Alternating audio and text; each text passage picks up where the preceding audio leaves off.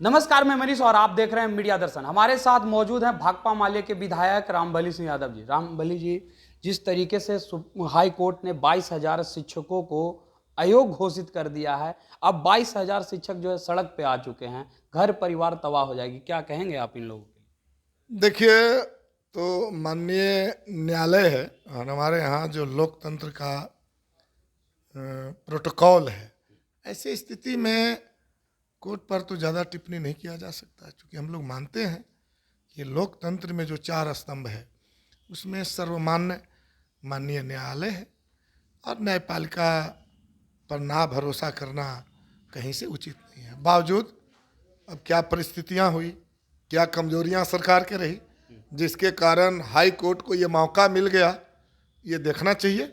और निश्चित रूप से जो शिक्षक सड़क पर आ गए हैं उनके प्रति हमारा जो है सहानुभूति है, समर्थन है और सरकार से हम लोग इन बिंदुओं पर हम लोग बातचीत करेंगे कि भाई सरकार कहाँ चूक गई, कहाँ इनसे भूल हुई। क्योंकि हमारे लिए तो बिहार एक बड़ा ऐसा राज्य है जो देश के लिए एक मॉडल है, नौकरी देने वाला।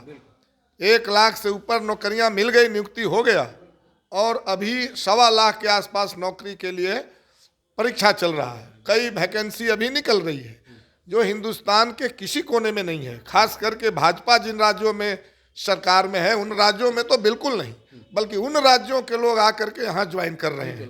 और केंद्र में मोदी जी सरकार जो है वो 2014 से ही ये वादा कर रखी थी कि हम प्रति वर्ष 2 करोड़ लोगों को रोजगार देंगे, लेकिन कोई रोजगार नहीं मिला। बल्कि रोजगार देने वाली जो संस्थाएं थी, रेलवे था, सेना था, सारे चीज़ों को निजीकरण कर दिया।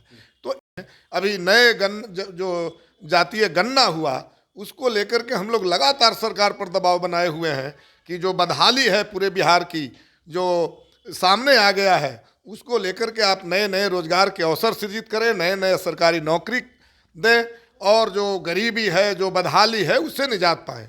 तो ऐसी स्थिति में यदि हाई कोर्ट का ये फैसला आता है कि जहां बहालियां निकाली जा रही है, जहां रोजगार दिया जा रहा है, वहां 22,000 नौकरियों को ख़त्म कर दिया गया, तो ज़रूर ये दुर्भाग्यपूर्ण है। और हम कहेंगे माननीय उच्च न्यायालय से कि अब न्यायालय में क्या पोजीशन रहा होगा, क्या आवेदन गए होंगे, क्या उस पर सरकार तर्क दिया होगा, इसको देखना जरूरी है। लेकिन काफ़ी दुर्भाग्यपूर्ण है और हम उन तमाम लोग जो सड़क पर आ गए हैं, हम उनके साथ खड़े हैं और उनको जहां भी हमारी मदद की, हमारी पार्टी की मदद की ज़रूरत पड़ेगी, हम उनके साथ हैं। लेकिन ये माननीय न्यायालय का जो फैसला है, हम चाहेंगे कि वो उच्चतर न्यायालय में जाएं और वहाँ अच्छा माने बेहतर तर्क प्रस्तुत किया जाए। हम उनके साथ हैं। अब जितने भी अभ्यर्थी हैं सभी का कहना है कि चाहे तो ब्रिज कोर्स कर दिया जाए, क्योंकि भाई कहीं ना कहीं ये शिक्षा विभाग की लापरवाही है जिसके वजह से हम लोगों को सड़क पे आना पड़ गया है। और कहीं ब्रिज कोर्स करा दिया जाए तो हम लोग फिर से जॉब कंटिन्यू कर पाएंगे। जैसे इसमें कहाँ दो राय है, हमारे जो शिक्षक हैं वो सबसे विद्वान जो हमारे यहाँ हैं वो कौन है? पढ़े लिखे लोगों में लेक्चरर है, शिक्षक हैं। और इसीलिए सरकार ने एक प्रावधान किया है कि शिक्षक समुदाय से लोग चुनकर के विधान परिषद के सदस्य बनते हैं। हमारे यहाँ स्नातक निर्वाचन क्षेत्र से चुन के बनते हैं। ये विद्वानों की एक जमात है और विद्वानों का जो राय है वो कहीं से गलत नहीं है। और हमारे यहाँ कुछ पदाधिकारी आ गए हैं शिक्षा विभाग में भी जिनकी भाजपाई मानसिकता है। बार बार हम ये बात कह रहे हैं उनकी कि उनकी मानसिकता भाजपाई है। ये उनके सलाह को नहीं मान रहे हैं, बल्कि उनको और सलाह देने से रोक रहे हैं कि आप व्हाट्सएप पर भी नहीं लिख सकते हैं, फेसबुक पर नहीं लिख सकते हैं, आप संघ नहीं बना सकते हैं। ये हमारे लिए दुर्भाग्य होगा और हम सरकार को कहेंगे कि ऐसे पदाधिकारियों पर नज़र रखिए, ऐसे पदाधिकारियों पर नकेल कसिए। चूँकि एक तरफ हम लोकतंत्र और संविधान की रक्षा की बात कर रहे हैं, मोदी को हराना चाह रहे हैं। हराना चाह क्या रहे हैं? 2024 में मोदी को जाना है और उसके आप कहिए कि बिहार से ये मॉडल एक शुरुआत हुआ है, उनको बाहर करके सत्ता से, और हम उनको सत्ता से बाहर करना चाह रहे हैं। लेकिन अगर हमारा ये संदेश अगर जनता के बीच जाए कि जिसको आप हराना चाह रहे हैं जिन कारणों से, वो कारण अभी यहाँ के पदाधिकारियों में मौजूद है, तो ये मेरा मजाक बन जाएगा। इसलिए हम नीतीश जी से कहेंगे कि इस पर कड़ी नजर रखिए। आप लगातार अभ्यर्थियों की मांग उठाते रहे हैं। अभी एनआईओएस से डीएलईडी करने वाले 14 लाख अभ्यर्थी संघर्ष कर रहे हैं और आप लोग ही का इंतजार कर रहे हैं कि आप लोग कुछ कीजिए।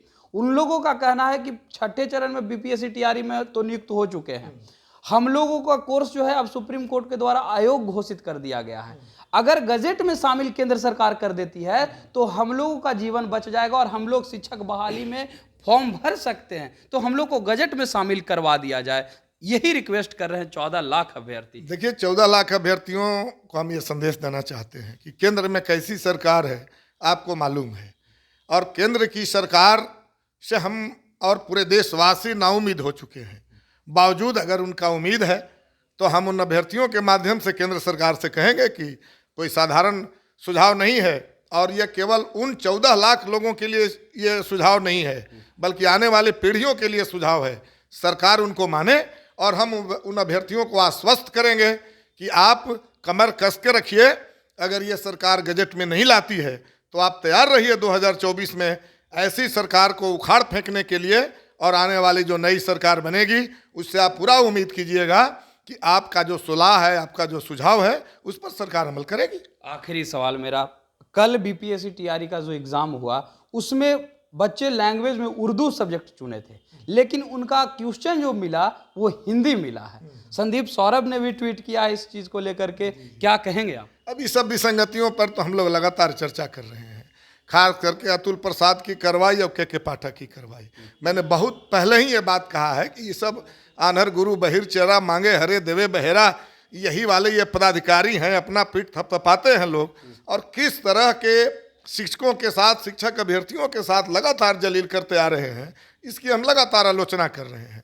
अब ये दुर्भाग्य है कि सरकार इस पर नज़र नहीं रख रही है। मामूली बात है, ये पढ़े हैं उर्दू और परीक्षा में आ गया हिंदी है, ये साधारण बात है, इसको क्या कहिएगा? अनहर गुरु बहिर चला नहीं कहिएगा तो क्या कहिएगा? ये तो हम कह रहे हैं कि ऐसे लोगों के लिए फिर से अवसर मिले, इतने लोगों के लिए, खास करके उर्दू अभ्यर्थियों के लिए फिर से एग्जाम होना चाहिए, और क्या हम कह सकते हैं। ये थे हमारे साथ भाकपा माले के विधायक, जिन्होंने सीधे तौर पे ये कहा कि यदि 14 लाख अभ्यर्थी अपना भविष्य बचाना चाहते हैं तो 2024 में ये केंद्र की तानाशाही सरकार को सत्ता से बेदखल करे, क्योंकि अगर बात की जाए तो ये छात्रों के हित के लिए सोचने वाली सरकार नहीं है, और इंडिया गठबंधन की सरकार लाए ताकि गजट में शामिल करके छात्रों की मांग को हम लोग पूरा कर सके। इस तरह के तमाम अपडेट के लिए देखते रहे मीडिया दर्शन। धन्यवाद।